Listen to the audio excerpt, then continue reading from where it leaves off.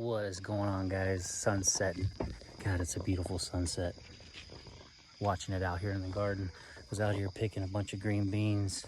You can see them down the line. See them growing over me. This is our garden that you've probably seen. Anyway, we're out here picking stuff, and you guys probably saw Trey is back. If you got the chance to see his video today. I didn't really want to make a video about it necessarily, because I understand what the man's going through, dealing with high anxiety. You guys know that as an issue. But I can only imagine the amount of stress, guilt, shame, who knows what he could have been carrying. You know, obviously being pretty much the biggest name in the AMC movement, the biggest pumper for say, right? Because everybody was going to his channel. I mean, everybody was worshiping that man. If you guys remember, everybody was go to Trey's. He's got his live stream going, and he was a cool guy. A lot of people liked him. They enjoyed him.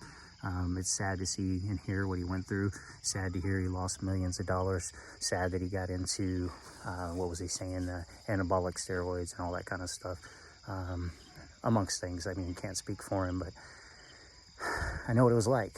And I talked about this on some of my channel early on about false leaders, different people that had come on board. And, you know, a lot of these guys came on board with their YouTube channels to grow their channels and to make money. And that's, from what I saw back then, that's what he did. Same thing with Matt, same thing with, what's his face?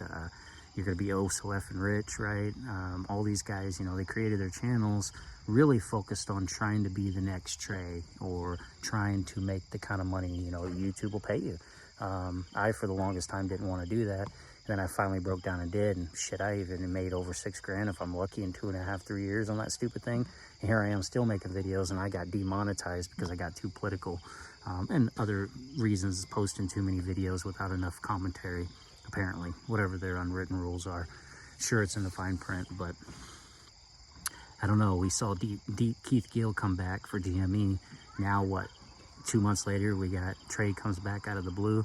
Like, is Matt gonna jump on back on board, or we're gonna bring the gang? Everybody gonna get back together and time to start pumping the AMC again?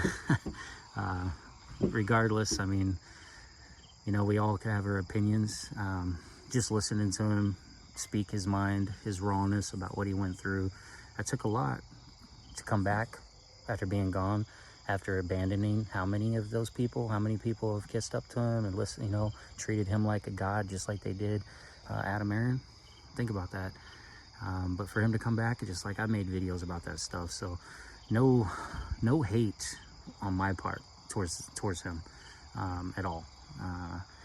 In fact, I was thinking, I'm like, man, I'd love to get together and do a live stream, me and Trey, and talk about the mental health issues, if that's, you know, the route he wants to go. But, you know, a lot of us creative people, they say, you know, can be a little crazy or have mental kind of issues that they struggle with, and it's our outlet. I've told you guys before, I have the hero complex, right? No one was there to save me. No one was there to protect me. No one fought for me. And so I find myself fighting for people. I mean, I left Twitter 4 times, I think, 4 different accounts, maybe 5, because I get so into like just going after what I call troll hunting and fighting and going after the mean people, trying to protect the other people. I mean, I blew up my Twitter presence, my whole name of who I was, going after that, oh God, what was her name? Terrible. If you're on Twitter, the way she ran those space calls. You know, I spent 6 months trying to go against her to prove to the community how mean, and she wasn't a part of the community, because I saw and heard what she did to that man's wife that suffered from mental health, right? Here I am fighting, you know, mainly for my country and pointing out stuff, but I can't stand, you know, a lot of things that come from Kamala, whatever, Camel. That's what Biden, I just saw a video, the things that they say or want to do, right? It's that defensive nature. But I don't know if you guys went and saw it yet. See what he does. He's broke, so he's got a lot of fans, so maybe he can get that YouTube channel going again and reestablish himself and start making that money all over again. I mean, he created the presence. I wasn't able to do it, not at that level, but that wasn't really ever my focus. You guys that knew me, I believed in the movement. I believed in the direction. I believed in fighting back. I was one of those real true believers. Probably where I went wrong. Those other guys, I think, said what they had to say to get your attention, to get the views and get the money. And I fought against them, man. I pointed all that crap out. And I was right. I was right about most of them, every one of them. They weren't here because they cared about you or actually cared about the movement per se.